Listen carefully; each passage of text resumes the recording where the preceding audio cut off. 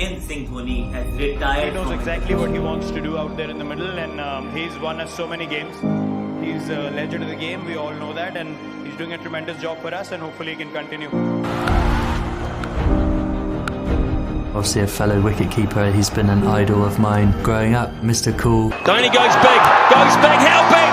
I think it's big, I think it's big enough! No, that's gone very high. But as it turns out, long enough too. Smacked! What a sound that is, and what a sight it is. To 99.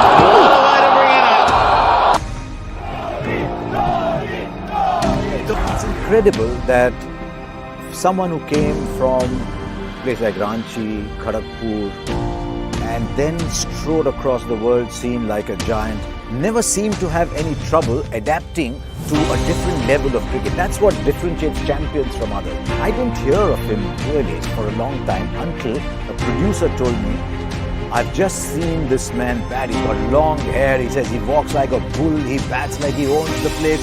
Forget everybody. Remember MS Dhoni.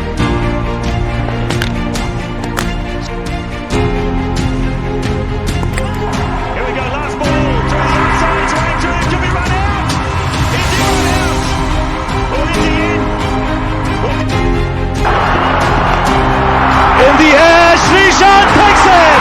India win!